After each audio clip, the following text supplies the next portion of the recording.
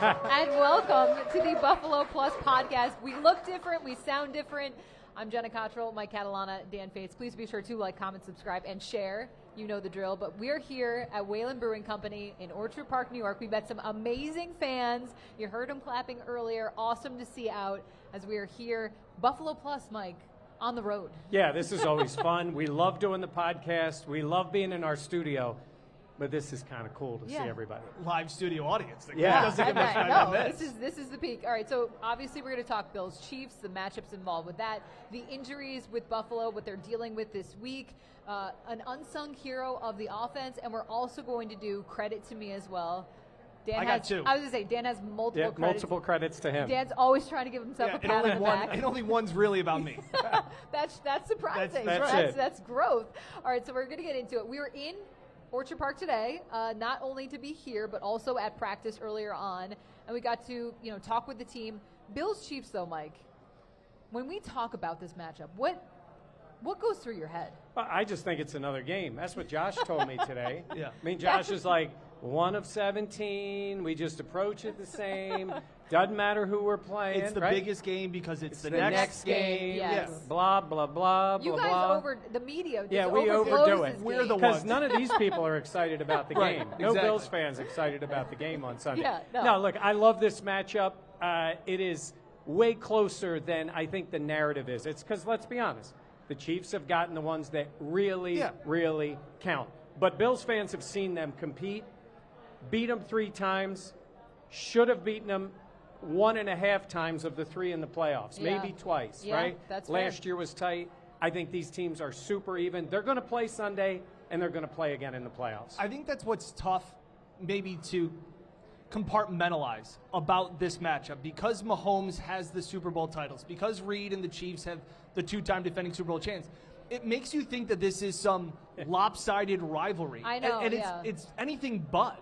Again, Sean McDermott, we talked about it here with some of the people that were before the podcast went live. Like, Sean's 4-4 against Andy Reid. Like, it's not like, oh, you can't beat your mentor, all these things. That's not the case. It's not like Josh can't beat Mahomes. Like, he's lost games where he's outplayed Mahomes. So I think that's tough part of the narrative is being able to understand that this isn't some lopsided little brother, big brother. They're 2 great teams over the last 7 years that have thrown massive haymakers in this rivalry. Yeah, and I think it was when we were at practice today, I loved kind of how Spencer Brown set it up. He's like, yeah, guys, this is a big game, all this stuff. But he also talked about how it's we'll likely see them again in the playoffs. So, like, this is the intro, and then the outro, Dan, is in the playoffs. Yeah, he was asked if he thinks that this is a measuring stick game, which is something we love to talk about in the media. Where do you guys think you stack up? But it is kind of disrespectful in the sense to ask the Bills if this is a measuring. I understand they're the defending 2-time Super Bowl champs, but this isn't like a young upcoming team to see where you stack up against Patrick Mahomes and the Big Bad Chiefs. Like, this is more than anything else. It's implications on seeding and possibly home field advantage in the playoffs. And that's also, what this comes down to. Yes, and also the Chiefs are undefeated, and they've won 15 in a row. Yeah, is that and good? They absolutely are going for 17-0. Like, some teams would shy away from that. Look, you've already won the Super Bowl. You're going for a 3-peat in the Super Bowl is what you're going for. They are trying to do this. Yeah. So while it's 1 of 17, start with this. It doesn't put 1 point on the board to win or lose this game to the Chiefs when the playoffs come around. But it would sure be sweet for the Bills to be the ones to knock them off now, stay in contention for that 1 seed. Yeah. You're right, Dan. It's not measuring stick. The Bills are right there with them. Everybody knows that. The Chiefs know that. Yeah. The difference is, as we all have become accustomed to seeing, when it's tight, it's not just against the Bills. It's against the Bengals. It's against the Eagles. It's against the 49ers. Yep. They find a way. The difference is, can the Bills be the one, when it matters in January, to find a way? You know, obviously Bills fans are rooting for this, but I think a lot of people across the country are like, we are done with the Chiefs being undefeated. I don't want to hear about 15 straight wins. I don't want to hear about 9-0. I'm over it. Or we're following the game when Mike and I were in Indy, and you're kind of following along. Against the Chiefs against the Broncos? Correct, Yes. the last week's game, sorry. And you're like, the Broncos are going to knock off the Chiefs. They're driving. They're calling these timeouts. And there was this sense of, oh, they're going to lose. And then when they didn't, to me, it was like, okay, like, again, once This was another case of the Chiefs finding a way to win. That is what they've done. Yes. It's the same reason I've credited the Bills this year by saying that they've been Chiefsy. They have found Yes. ways, and before that, it was Patriot. It was very Patriot of them, of way Brady and New England would find ways to win. But there was some Bills fans seeing on social media, they were like, we'll be the one that hands them their first loss. Like, I kind of love that arrogance. I kind of like that arrogance. Yeah. I enjoy You like it. arrogance? Yeah, how about that? So I we're like that cockiness. So we come down the elevator, and I go to my phone, and I'm trying to figure. We're waiting for that last play, and I'm waiting to see Broncos kick the field goal. I click, the picture pops up, and it's Mahomes running down the field celebrating. And I'm like, have we not seen enough of this? Was the case. But, hey, let's see. The Bills have only played them once in the regular season, this group. And none of the fans got a chance to see that. That was in 2020. In Orchard Park, yeah. Strangest game ever. Mahomes ran all over. Yeah, Mahomes ran. It was kind of a boring game. It was on a Monday.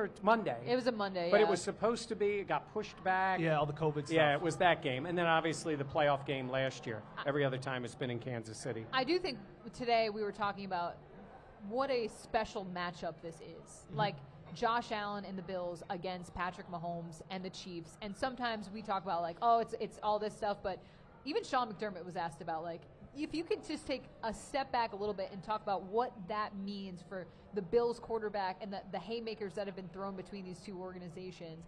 I do think sometimes we get so wrapped up, we forget that it is the highest caliber players, and Sunday is going to be just another notch in this rivalry. They're the two best quarterbacks in the NFL. That's no disrespect to Burrow or any other quarterback in this league. They're all got a lot of great ones around, but Josh is right there. But we know the difference, right? And I think for Josh, he gets asked about Mahomes a lot, and his answers are always the way he is. It's respectful. He knows the guy is great. Yeah. I think he's tired of saying it. I think he's tired of having to say, I haven't gotten mine yet. I haven't been the one. Yeah. This was Manning and Brady. That's exactly what it feels like. And then all of a sudden, Peyton, and if you remember, that was in the AFC Championship game. They were down like 20. Yep. And they're like, we're done with this BS. Yep. We are going to beat them. And they knocked him off. And I think that's in Josh Allen. Like you said, he's had the wins in the regular season, but the big one will come in January. They're not buddies. Like Well- there are some of those dynamics. And Josh can say we hang out off the field and we golf, during the off season. Well, wait a minute. He said, we sort of saw each other at the golf tournament. Well, that's the thing. And they did the challenge when it was Brady and Rodgers and all of them. But it has that, like, they may become best friends after they're all done. Like, then it might be Brady and Manning being able to roast one another. But right now, it's the dynamic where the big games have all been won by one side. Josh has to change that. None of that's going to change this week. Win or lose, I'm not going to think, depending on how the game goes, I'm not really going to sway my opinion massively one way or another. I think that's fair. Do you? No, I completely agree. Unless the Bills were to like dominate them on Sunday, I might be like, oh, okay, maybe the Bills, this year it just is coming together differently. That being said, I agree. If I was Josh, I would answer all the questions exactly how he has, but I would be like, I'm so tired of it. As a competitor, it's like, yeah, this guy's beat me when it's mattered most. He's a great guy. I'm over it. I want to be the one walking away being like, bye-bye. There's no doubt this starts with Josh Allen and Patrick Mahomes. Yeah. But it's not like it's not on other people. And it's a lot on Sean McDermott. Yeah. Sean McDermott has a tremendous record. He has an even record in total games against Andy Reid in the way they've played. But Andy's got the hardware, just like, obviously, Mahomes does over Josh. And Allen has played, maybe in the AFC Championship game, that first one he wasn't great. And in the game in 2020 here, he wasn't great. I mean, you can't play any better than Josh Allen did in, sorry to bring it up, 13 seconds. You cannot play any better than he did in that game. Yeah, but wins and losses are a quarterback stat. Like, you don't understand the concept. But this falls somewhat, obviously, on Sean McDermott. And it's for him to figure out a way. Andy Reid has built up this resume now with his team where he's already won. It makes life easier for that team. Yes. The pressure is off. I guess you could manufacture the pressure now and say, oh, my God, the pressure's on to win a third straight Super Bowl. It makes it hard to play a team like that because they don't have they kind of are playing a little bit with house money here. They're made men. They are made men. Yes. That's fair. Is there another matchup that you think, okay, so we talked Josh Allen and Patrick Mahomes, Andy Reid, Sean McDermott. Is there anybody else? I mean, obviously Travis Kelce is the guy that comes to mind, and just what he has done against the Bills defense. For me, it's on the other side. It's stopping Chris Jones. Yeah. And I think the interior offensive line has played really well this year. I think they had a big test against DeForest Buckner. The Colts D-line wasn't poor by any standards. They played well, weren't able to run the ball as effectively, I think, as the Bills wanted to. But that's a guy. Here's a guy that can wreck games, and he has done it before, and that's the guy that I'm just making sure he can't beat you. Yeah. As good as Mahomes is, as good as Kelce is, as well as they play, the best football player right now on that team is Chris Jones. Yeah. Mahomes wins. He wins. He makes those winning plays. Chris Jones at times is unblockable. Yeah. You have to figure out a way, like you said, to not let him wreck your game. Bills have a good offensive line. They know the challenge there. When Josh comes to the line, he's looking for Jones. Yeah. You got to know where the guy is. I think that's a great place to start because Kansas City's run defense has been really good, Yeah. and the Bills will need to put themselves in a good position in this game. Got to get yards early in order to make it better on third down when you get to third down. Yeah, getting ahead of the sticks, what Yep. that means for your offense, what that does for your confidence too, because we've seen Josh Allen and this Bills team make phenomenal plays, make the Josh Allen type drunk carny, what is it, quoting Chris Long, but I think to have the control of this game and to have the offense on the field to keep Patrick Mahomes off the field, it's just it starts with controlling what this Bills team can do. And you're right, like this Chiefs defense is legit, and they have been the reason why the Chiefs have been in so many games and been able to close out games as well. The key to this game, I know maybe we're getting a little bit ahead of ourselves, but we're still talking about like matchups. Josh's legs. What we saw in Indy, where they weren't able to run the ball all that effectively. I think we talked about Ray Davis only had 3 carries. James Cook had 1 or 2 big runs. But when Josh started using his legs, and that was last year's Josh, like when he started doing that, the RPO worked on that final drive, that 14-play, 80-something yard drive. Like, I see this as Josh's. I have 2 clips already filed of Josh hurdling Chiefs. Like, this is what he does. Yeah. Because they're so good in the secondary. Their D-line is so good. Everything kind of not negates itself, but like it evens out. And the difference is Josh's legs. Yeah, and this Chiefs team will play man defense, Yep. and that opens it up. When Allen goes back, if they play man and they're good at it, and Josh can get free, there's room for him to run. I still like those plays more than the called runs, but I think it works. The other thing is Spagnuolo will bring pressure from anywhere, but today in the news conference, Josh said a little bit of like, sometimes we want to get in plays. He didn't say to invite the pressure, but it's almost like you believe if you set up a certain way, they'll bring pressure from the outside, and then you got to be ready to take advantage of that. Wouldn't it be great if the Bills executed a screen to a running back? Oh, they can't do it. This is coming from a guy that had James Cook over 15.5 receiving yards and 2 screen passes that went through his hands, would have gone for 60. They refuse to be able to. Now, a Khalil Shakir screen, right? Phenomenal. Yeah. It doesn't matter if there's 9 that's guys around my him. Guy. If there was 9 my guys guy. around him, he'll find a way to get around him.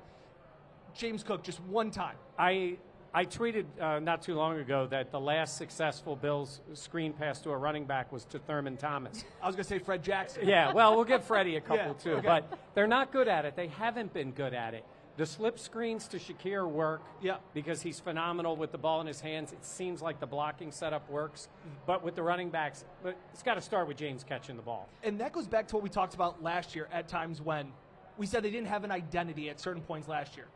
That Khalil Shakir screen pass, those quick bubble screens to Kincaid and those guys, he's going to say it. Go ahead. That's their identity. Oh, I thought you were going to say it's an extension of the run game. Yeah. No. Dan hated the run game. We have converted him. He is on team run game. Until it became. And then he took credit for it. I was going to say, until it became good, and he's like, you know what, the run game I wanted a run game that worked. Yeah, exactly. Like, you can't pick and know choose. something, Dan. Sherlock. Yeah, we know, right? You don't run. It's effectiveness. They can run the ball this So year. you're saying an effective offense is better? That's brave of you. Hey, do you know Joe Flacco can't be as mobile as Anthony Richardson? That's a deep cut. If you know, you know. Yeah. yes. I just distract the issue, and then I get back to my point.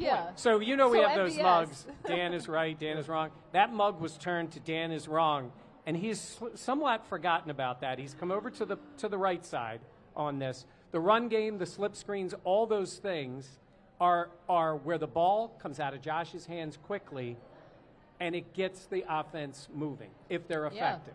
And that's why it really, honestly, doesn't matter if it's a handoff or a pitch or a screen, as long as the ball is out there and you got the blockers in front. And then it sets up Allen. Now, he doesn't have Keon this week. We saw Amari Cooper at practice again today. I mean, he's got – I will tell you guys this. It's an inside scoop here. Amari's wearing a cast on his left hand. He could hold a ping pong ball in that hand. Yes. So I don't know if that makes you feel any better with the cast on because he was playing a little table tennis in the locker room. But, he's wearing it, and we'll see. He's limited at practice, but we'll see if he's ready to go. Yeah, so Keon, like we talked about, has already been ruled out. Amari Cooper was listed as limited today at practice. Along with Spencer Brown. Spencer Brown and Dalton Kincaid both did not practice. Yeah. Yes. That is something that you talked to Spencer Brown today about being hopeful to play. That's what Sean McDermott said. That's great. I think what was his answer? It was great. Sean was asked, is there hope that Spencer will play? And he said yes. Spencer did try and go back in for a brief time at the end of the Colts game. And he's like, yeah, we're hopeful. So a reporter asked Spencer today, Sean said he's hopeful that you're going to play on Sunday. And he goes, the reporter said, are you? And he's like, yeah, I am. Yeah, like we are in the same boat there. I am hopeful. I'm hopeful. Yeah. He said he's had this ankle injury before. He knew exactly what it was. He knew exactly how it felt. They taped it up, tried to go back out there. At that point in the game, it didn't really need him to go back out there, so he didn't. It's a matter now of getting the swelling down, he said.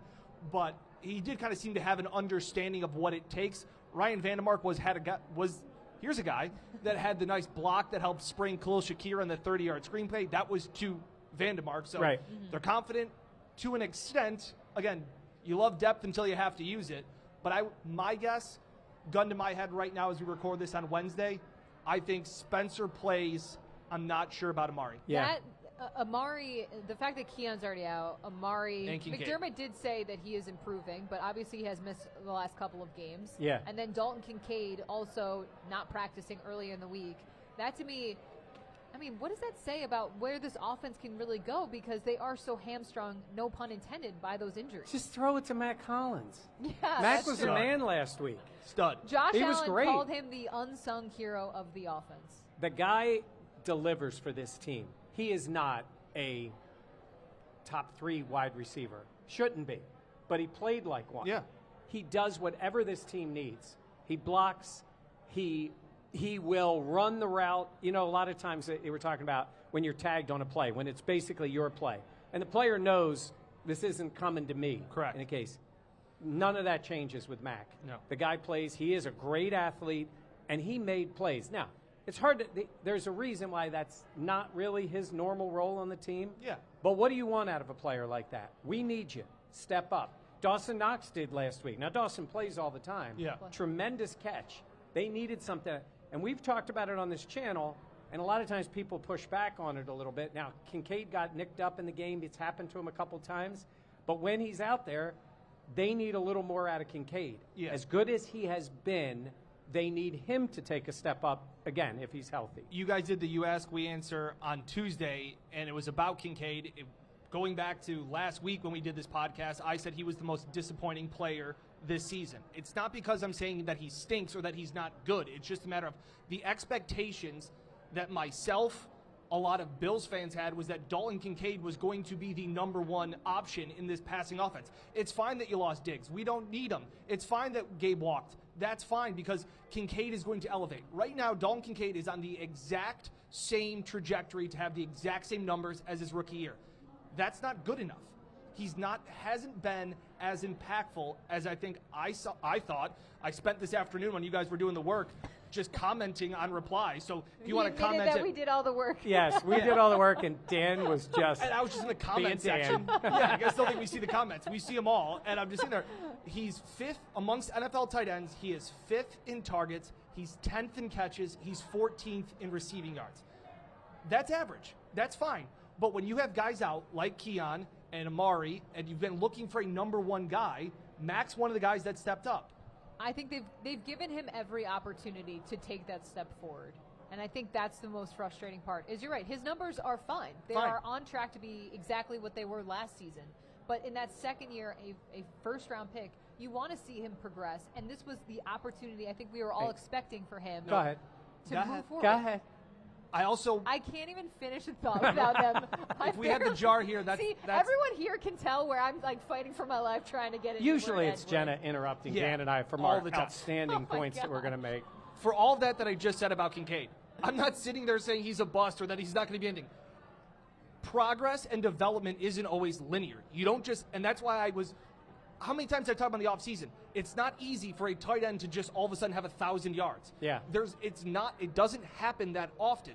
So can there be more growth? Yeah, I hope he does continue to expand and become more of a versatile piece. But right now, he's just an average wide receiver or average tight end. Go ahead. I want to say something. Oh, I thought you were going to not talk. No. I wouldn't do that in front of all these nice people. Wait. Dan said, we will look for more out of Kincaid. Fans look for more out of Kincaid. So does Brandon Beane. So does Sean McDermott. So does Joe Brady. You said they put him in this spot. They drafted him at the time saying he's going to elevate to this guy. We did not take a wide receiver then. When they drafted Keon, they didn't say he's a number one guy. Correct. They said this guy can play. He's going to help us a lot. And they'll miss Keon on the field Sunday. Yeah, Guy's been making plays for them. They did. They did. But they expect us. Now, that doesn't mean Kincaid can't get there. And look, when he's nicked up, he's nicked up. I mean, that's tough because he's not playing. He did try to come back. They put the brace on him. We'll see if he's able to go. But if not, somebody else has to do it. I think it's also worth noting that today's practice was a walkthrough. So, it's not a real practice. So they're guessing on the evaluations, the injury designations for a Wednesday practice that's a walkthrough.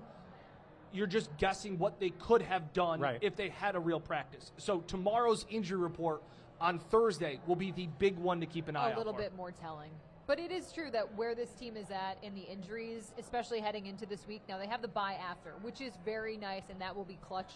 But at the same point, going in, you know that this team is going to look a little bit different with the offense considering all the injuries that they have been having. Yeah. Talking defense, though, there was a comment online, Von Miller. Yeah. Do you expect him to make an impact in this game? Because I know so many fans have been frustrated with the lack of production, the lack of time on the field, and what they've seen from a guy that is a future Hall of Famer. Yeah, I've been in that boat. And I thought in Indianapolis, he was a difference maker, especially in that second half stopping the run. It was a lot of gritty stuff that we don't normally see Von. He's pretty much been a third down mercenary, but he came in earlier in downs when they were running, and he didn't necessarily get the tackle, but he blew up a lane so that Greg Rousseau would get a tackle. So you're right, but what we just talked about Kincaid, yes, Dan is right. He's it Clip happens. that. The end. Where we talk about Dalton Kincaid, expectations get higher and higher. I did say Dalton. Dalton Kincaid. And obviously Josh Allen, Khalil Shakir, all these. We are judging Von Miller on a much lower bar now. Yes. It's like last year it was like, yes, could he do anything? And he said he wasn't healthy, coming back. Yes. And then this year he showed some flashes. He got suspended. Yes. And now he's come back. Now, if he's doing that and he's helping them, he is a rotational player now. He is not, yeah, he is. I almost say it's a bonus what they give him because they're not getting expensive bonus. Hey, when it's a real pricey bonus. You are right. I will take an expensive Money-wise, the expectation should be high. Does anybody think he's that guy? And you go back to that game in Kansas City where he chased Patrick Mahomes around the whole field and sacked him. Huge, impactful plays. That's what they signed him for. Unfortunately, he got hurt. Yeah. Unfortunately for him, he got himself suspended. These are things that took him off the field, but the bar is a lot lower for him. You expect it more, honestly, certainly out of Rousseau. A.J. Epinesa. Heck, Austin Johnson's got 2 interceptions. Like, guys have stepped up to make plays. Von hasn't. He's got a couple sacks. He's done a little bit, but this would be a nice time to say, go chase down Mahomes a couple of times. I think what we've seen and what we've expected, the bar has been lowered so much. But you're right. He is still a player, and especially that suspension. He did get a little time to get healthy. He did talk about that. I want to see those results of what he has talked about show up on the field. Why did you give me that look? No, I'm just waiting for what your mind is coming up with. Well, I was going to say, the time off, everybody, Rasul Douglas laughed that it takes Von 24 hours to get ready for a game. It almost feels like that 4 weeks off kind of cooled him off and set him back. Like, it almost looks like he's shaking off rust again, because he came out and had 3 sacks in those first 4 games and was impactful, and he hasn't really been noticed. It's not like he has picked up right where he's left off. It's been the opposite. Yep. That's fair. All right, a viewer question. Has anyone on the Buffalo Plus team adopted Mac Holland's free the feet philosophy? Nope. Yeah. Yeah, my kids. Yes. Yeah. My grandkids do. Because it's way too hard to put shoes on a 1-year-old. Yeah. We should explain the elevator from Mac Hollins, his philosophy on that. Yeah, Mac, I did a story. I sat down with Mac at training camp, learned that he doesn't use utensils, thinks small cats steal your soul, a whole bunch of he hasn't eaten a vegetable in 3 years. Like, he is just an interesting cat. No pun intended. Right. Apparently, something came out about elevators, and Matt Beauvais of WKBW asked Mac today, like, what's up with the elevators? And he said this has kind of gotten blown out of proportion. He's done this since his college time. He doesn't use an elevator on game days or when they're on away trips because he doesn't want – he's not going to – hang on, let me get the tweet. He said – This is good podcasting. Yeah, it's great podcasting. Yeah. Especially for a live audience. Thank you all for being here. The Bills wide receiver doesn't take elevators on game days or away trips because, quote, nobody is going to carry me to success. So when the team goes up the elevator, there's somebody there at the hotels that says, and the stairs are right over there, Mr. Holland. Do you think that they put him on, like, the 28th floor? They're like, all right, Mac, get out there. He said he's not afraid of elevators. It's not a fear or anything like that. He is just, quote, such a savage guy. I would say this. His words. Mac is, I'll say, because sometimes people are like, is it a bit? Is he doing? No. I would say it's 97% him, and a little bit he has some fun with some of the stuff. But he's full on with the no shoes. A night like tonight, it's still warm enough. Yeah. He'd be walking around. Now, come on. He Mac, says, if he's coming in this restaurant, he's wearing shoes. He's not violating the health codes. Yes, And but I think most places you. he also said airports and hospitals. Yes. I don't know if he would wear shoes in here. I'm not trying to be Well, funny. they might tell him to wear shoes. Well, if they in here. told him to wear shoes, Yes, maybe. then he might have to wear The other shoes. thing, He said airports and hospitals. He didn't say. Well, but if he did say he would use utensils if he went out to, like, eat. We know that he ate lasagna with his hands. Okay, I was told that in confidence. Yeah. No, I'm Yeah, it's kidding. also when Joe Brady goes to the bathroom. Apparently those things are – come out in the Buffalo Plus Well, now podcast. if they didn't hear, they're going to go, what are you talking about? Very quick story in case you didn't hear from Sunday. So the game, Bills have the ball. They're driving down the field. I think they kicked a field No, that goal. was the long drive that led the touchdown late in the fourth They quarter. had the touchdown. So, I've been around a couple of years. I had to run to the bathroom. So I go, and as I'm coming out, who's walking in? Joe Brady. And I'm like, hey, Coach. He's running the bathroom because their booth was right there. And I'm kind of laughing because I'm thinking, well, the guy's got to pick his spots. And Taylor Rapp has an interception. Intercepted a pass like 30 seconds later. I wanted to go yell in the room, hurry up, Coach, you got the ball again. But there he was. So, yes. One last thing on Mac Hollins. I think, although he hasn't been a part of winning teams recently, in Miami and some of these other places, he was a rookie, and he kind of was asked today about, do you enjoy these stats? In his last 2 games, when they've had injuries to the wide receiver room, he's gotten 9 targets, he has 9 catches. And he was asked today about, do you relish that individual success? And he kind of said, no, he doesn't sign to a place because he thought there was more opportunities. He didn't come here because Gabe Davis and Stephon Diggs were gone and he thought there was an opportunity. He came here because of vibes and culture and he thought he could win a Super Bowl.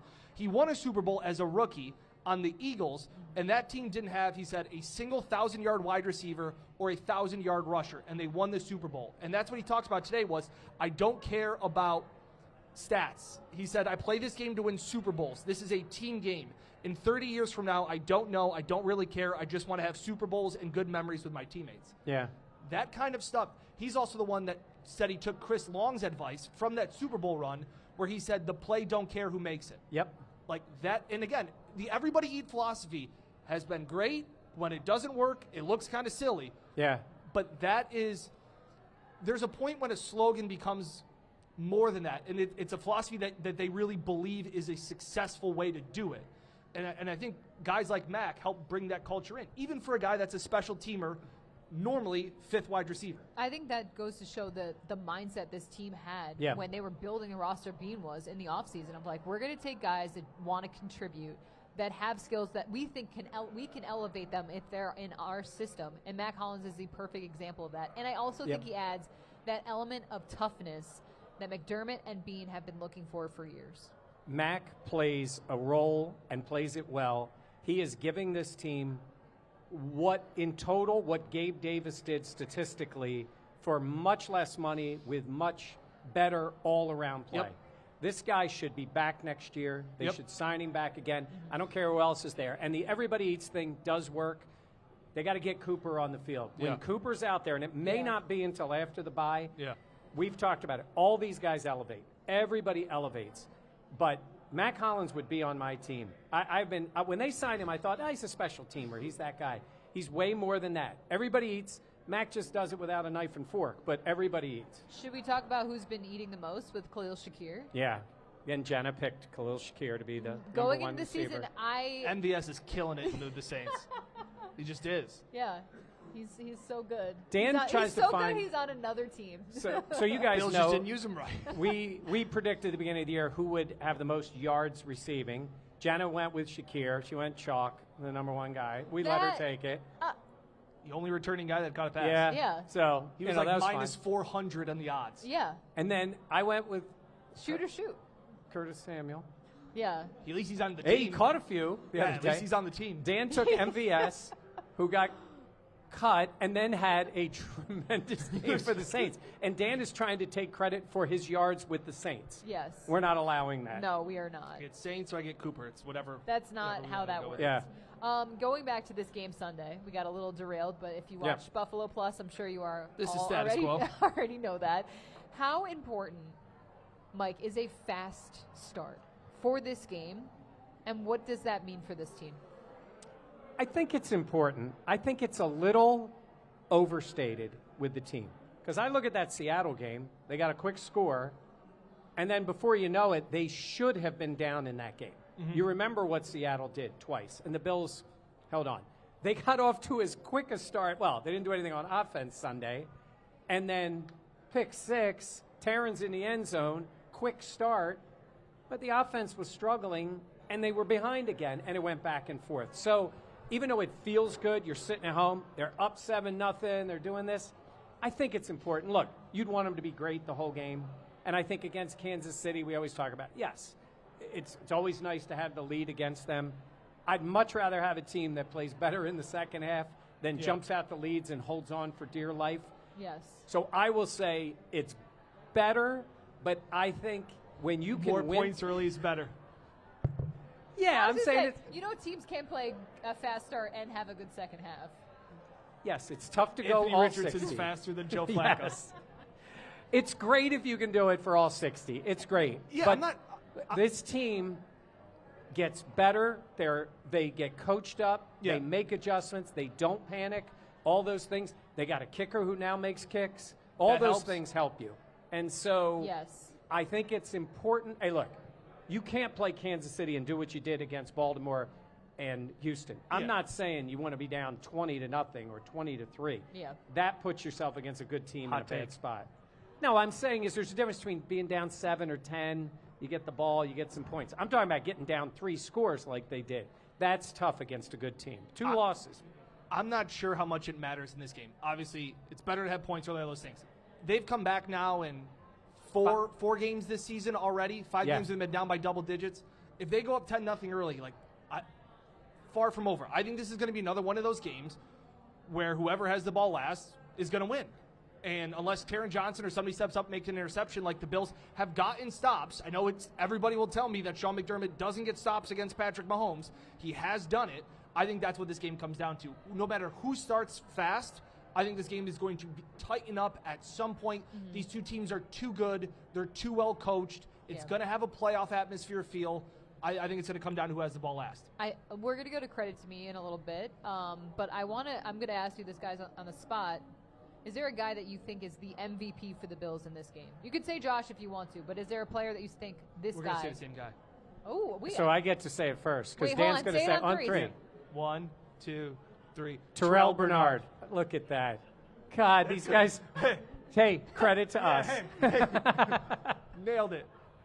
Yeah, he didn't get to play in the playoff game, and we've said it plenty of times. He plays in that playoff game last year. They beat the Chiefs. They win. They beat the Chiefs. You ever hear when sometimes somebody will say, oh, these guys are pros, and sometimes they take their time, they don't want to play, that kind of thing. Terrell Bernard, Sean talked about it today. Emotional. Basically in tears. Yeah, Bean when said he was crying. knew he could not play in that game. He is so important to them. And look, you had guys coming off the street having to play linebacker with injuries in that game. Bernard is an exceptional player. I think we both, all three of us would agree, it's Josh 1 on this team, and I think the second best player right now is Terrell Bernard. You can make a case for Taryn.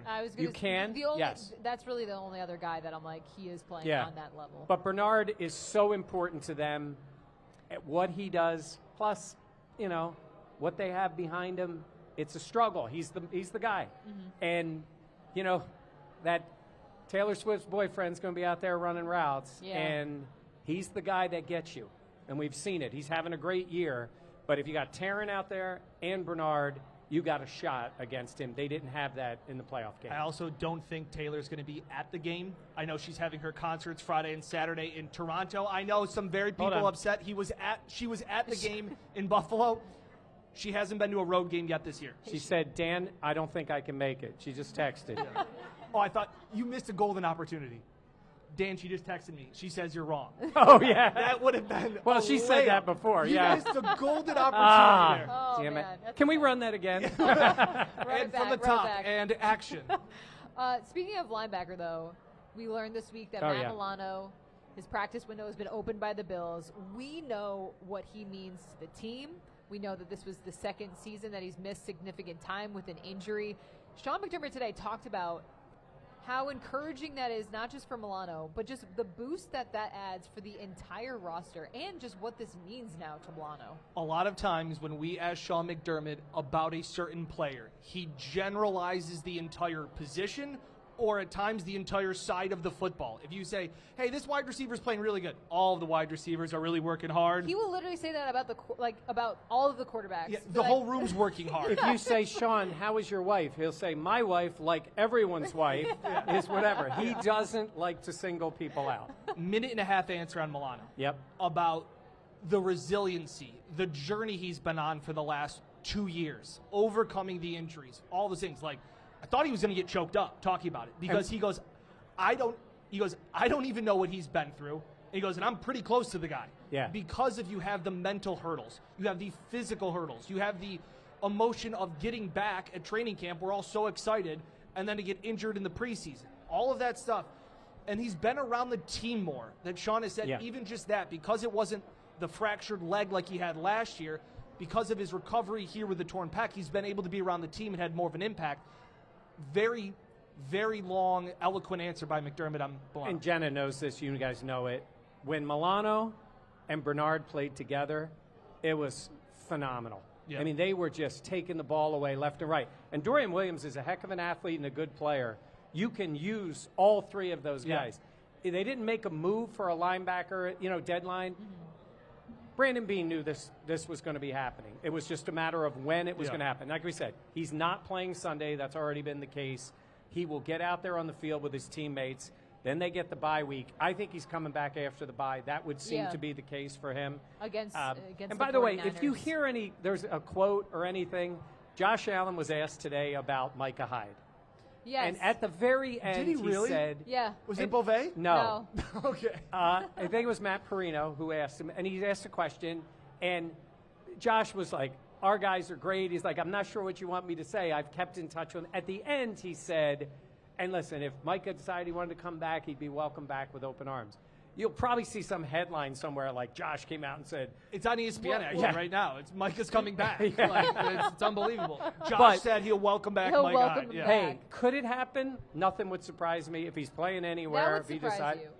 A little bit. That would surprise because it's late here. So if you're going to come back, Micah, come on, get Yeah. moving. But You just might hear that. But Milano will be back, and I think it's going to be right after the bye. All right. You want to do credit to me? You want to kick things off? Yeah. So this is the segment we've started doing, just talking about our personal lives. We have traveled quite a bit, and Sean pointed it out.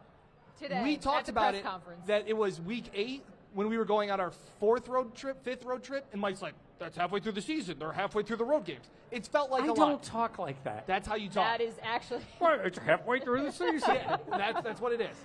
And we went there, and Sean said today, like, we've been on the road a lot. It'll be nice to be home. Actually, at that moment, I looked back at you, and you're like, yep. Yeah, and McDermott looked at me like, what's that idiot doing back there at the press conference? He does that a lot. Yeah. Okay. Credit to pilots. I don't understand, how planes There's fly. a lot you don't understand. 100%. We've talked about cranes. We've talked about planes. And the fact that, I don't know whether it's since I've had kids, I don't like turbulence. I don't do well with it. Nobody likes turbulence. I don't do well with it at all. But the fact that the pilot, like, I'm jumping, and they're just calm, cool, and collected. When we were landing That's what you want, though. Right, so that's why I'm giving them credit. That's the whole point of this segment. Okay. Just mind-blowing, where it's like, you wanted to give credit to the engineers that have built planes. Yeah, There's a lot of buttons. Mike goes, there's a lot of buttons in there. And I go, I can't. I don't know how to do the voice again. Do the voice again. But I said, they all have to know the buttons. Yeah. I don't know, it's just wild to me. Yes. We fly a lot. I don't like it when the pilot gets on and is like, hey, it's going to be a little bumpy coming in. And I already am like uneasy. I'm not good. I'm sure there are a lot of viewers that like, comment, subscribe. They also don't like turbulence. Yeah, everyone. Yeah, not a big fan of By the way, turbulence. when we're ready to get on the plane, the pilot to get on the plane looked like an actor playing the part of a pilot. Yeah. He looked more like a pilot than any pilot I've ever seen. Mike, He did a nice job. he could be just pretending. He could have. It was unbelievable. And the one flight we had, it was last year. All of a sudden, normally they'll come on and be like, hey, put your seatbelts on. We got a little bit of turbulence coming. I like a little bit of the heads up, right? We're flying last year. This plane was bouncing like I've never been on a plane before. Very uneasy. But in my head, the guy never got on the intercom. So I was like, oh, he's doing his job. Like, he didn't have time to say anything. We get out of it, and he goes, whew, that snuck up on me there. Sorry about that, guys. Snuck up on you? You're the pilot. I don't want you to be snuck up on. So credit to all pilots except that guy. That guy. Yeah. It's like, holy cow. All right. You do often say, how do planes fly? It's just a tin can in a breeze. We're in an aluminum tube in the air. Okay. I don't understand it. All right, credit to me. I think as I get older, I'm supposed to get crankier, and I have my moments of getting cranky. Where But you on a going? plane, I have pretty good plane etiquette. I look around. I don't stand up too soon, running down the... And I try to avoid what the guy did next to me. So credit to me for trying to be calm. I sit on the aisle. The guy's in the middle. His wife is sitting at the window. Dude is doing the spread out thing. Left arm, like basically in my chest. And I'm like, well, at some point, he's going to give me a little room. He's I'm asserting halfway dominance. out. I'm almost got the flight attendant running into me. And the guy falls asleep. I've never seen a person sleep more soundly in my life. I was giving him like this. At one point, I'm like almost like shoving the dude. I'm like, lean over on your wife during the flight. Not a thing. Sat there. I think I have avoided that voice that you give me and also avoided being too cranky. I finally just said, take a breath, put my headphones on like I like to do, and don't do anything. Put your arm around him and cuddle him. Usually my favorite, though, is when we're on a plane together and you have your headphones on and you're trying to be quiet, but you have your headphones on so you don't know how loud you're being. I'm You're loud. Like, what are you doing? Like, oh, my God, Mike, if people are sleeping, you're screaming. Yeah. Well, I have a lot to say. Yeah, you so. usually do. Okay. There's that. All right, my credit to me is actually credit to my sister. She's here tonight. Wow. Where's Alyssa? She's literally right there. Oh, there she is. Oh, I didn't see her come up to the bar. I was Literally looking. right there. She's right there. She drove 5 hours to be here. Look at that. She comments and subscribes. She Yes. comments and subscribes and shares. Yes. So And she I love tells you. us all kinds of dirt on what Yeah, Jenna was honestly, young. you guys Yes. get along a little too well Yes. with her. But no, I really appreciate it. And then also to everyone who came out here tonight. I can't tell you how much it means. It is so cool to see, and it truly has been something that, like, growing this channel has been such an amazing experience, and getting to meet so many people that enjoy the work that we do is just, it's so cool, and it doesn't go unnoticed or underappreciated, so thank you. When Mike and I started this idea for this channel, we never thought it would grow. We never, I mean, it's crazy that people show up to listen to me say anything. But credit to us. But credit to Credit to us, 'cause we have to hear you even when it's not recording. Yeah. But again, I know we talked about it in the podcast, but tons of fans in Indy. We've been to Kansas City before, and fans everywhere we've gone. I mean, we just walk outside a hotel and somebody goes, "Hey, Buffalo Plus, love you guys." Like, that's mind-blowing to me. By the way, the one quick thing is when we were in Indy, we had talked about Elmo's. I introduced Dan. They love saying Elmo's. But it's kind of funny to me because Jenna is elite at picking restaurants, and Dan's the one giving restaurant advice on the channel. I know. We should have gotten a cover for how many tables how many we people brought into St. Elmo's. Yeah. Well, Josh Allen was there, so. That's when you know it's a good spot. That's right. Josh watched the video. He liked, commented, subscribed. And that's what he And did. then we were at the airport in Philly, and this guy came up to us. He was in, I think his name was Bob. He was a veteran, active duty. He was flying back to Leavenworth, Kansas City. He was from Syracuse. It was really nice to meet up with him. And he talked for like 5 minutes. It was another one of those moments where you're like, holy cow, like we're just in a Philadelphia airport seeing a Bills fan from upstate New York. And then my ego got a little big. Oh, yeah, tell this story. We're sitting there eating breakfast, and another guy, Bob had just left, and another guy had come up to our table. And he kind of does that like, and I think, yes, Buffalo Plus. and he says, he goes, do you guys order here, or do you go up to the, there? And I was like, yeah. you can order here. Somebody will come around. And I looked at Mike and started laughing. He said, wow. I was like, starting to feel myself a little bit. Just thought everybody walked up to us and just was like, Buffalo Plus. Yeah. Do you order here? It was like, yes. Like, we'll take pictures. Order sounds here. good. Yeah. All right, as we wrap things up, do we want to do our picks? Yeah, I can pick. Okay. Michael? Well, you're last in the standings. Yeah, they love saying last. I am one game behind you two. I'm you going act to like the Dan Faith school of saying if you're not first, you're last. Yeah. So. I like the Bills in this one. I like the way they're playing. I like the atmosphere. I like the fact that the Chiefs are undefeated. Mm-hmm. I think it helps the Bills in this one. It's going to be a close game. It is going to be all those things. I think this time it's the Bills late. And wouldn't it be something if it's a Tyler Bass field goal to win it? Redemption. In my head is sticking 24-23, Bills hold on and win it late. So that would not be a cover, right, Dan? No, wouldn't be a cover. The Bills are 2.5-point favorites? 2.5-point favorites. 79% of the bets, 80% of the money is all on the Chiefs right now. Obviously early in the week, but everybody is. It's Patrick Mahomes as an underdog. We all know those numbers. Yeah. All right. In my head, I was thinking more 23-21. Another very close game, lower scoring. I think this is going to be kind of, not as to say a slog, but I think you're going to see a lot from both defenses. I think Terrell Bernard being back out there, obviously he wasn't there in the playoffs, is massive. We talked about that, and I think the Bills find a way to win, and that's what it's going to come down to on Sunday. I'm going Bills. I think it's going to be a defensive game. Yeah. I think that because if these guys play again in the playoffs, I think they could be healthier, but right now with the state of the Bills offense, the Chiefs also can't run the ball right now. They just opened Pacheco's window, but he's not expected to play. I really like both defenses in this one. 20-17, low-scoring game in Buffalo. I think we're all in about the same place. And keep that in mind, what Dan's just saying there. Pacheco will be back. I don't know if any of their other receivers would come back. Will be back when they play again. That's what I'm saying.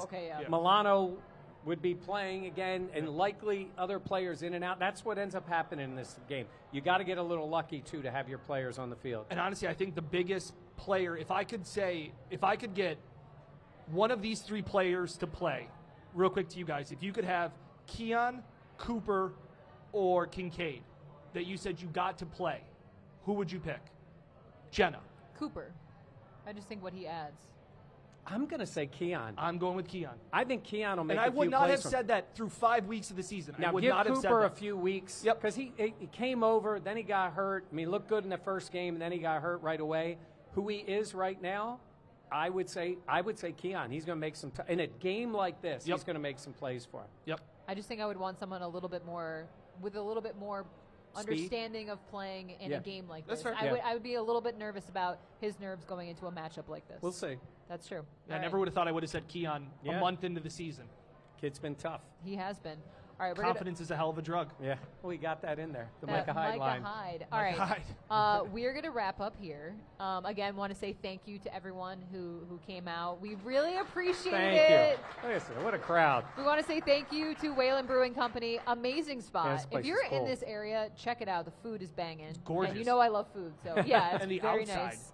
I know. We gotta do another one here during the summer. I was gonna Yeah. say. I know. And- There's a bocce little Yeah. court. That's And awesome. Bills players like this place. Yeah. So Yeah. This is they have a lot of parties here. Yeah. So for Mike Catalana and Dan Fates, I am Jenna Cottrell. Please be sure to like, comment, subscribe, and share.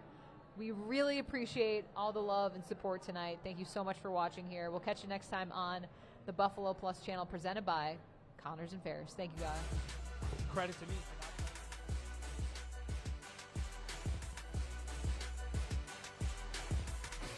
This is the Buffalo Plus Podcast, brought to you by Connors and Ferris.